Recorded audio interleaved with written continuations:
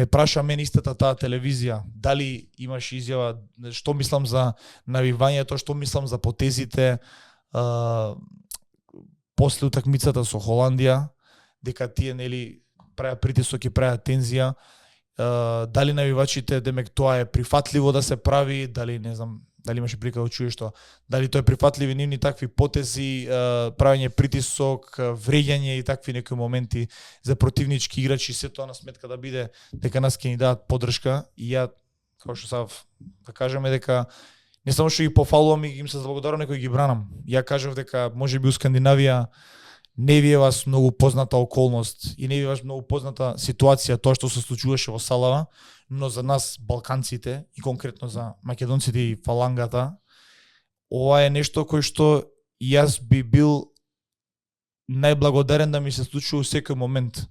Значи, да, секако има некои моменти кои што делумно ја проаѓаат границата, ама ја мислам дека тоа го прави спортот интересен и убав и не само за и како играч, него и како гледач, како посматрач, како присутен во сала, како можеби некој кој што гледа на малите екрани. Значи му додава една нова димензија која што мислам не само која што е за уживање, него и за од маркетиншка гледна точка може да одигне нивото на ракометот.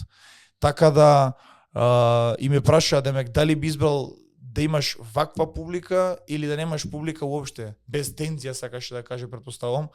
И ја без никакво размислување одговорив дека јас се би дал на вакво, на секоја утакмица вакво навивање да имам. И резултатски небитни утакмици и против далеку послаби противници, вакво доколку би имал навивање, би играл ракомет до 50 години. Значи ова беше уживање од ненормални размери. Не знам како ти го долам. За мене лично стварно беше фантастично. Навијачите секогаш ни се на високо ниво.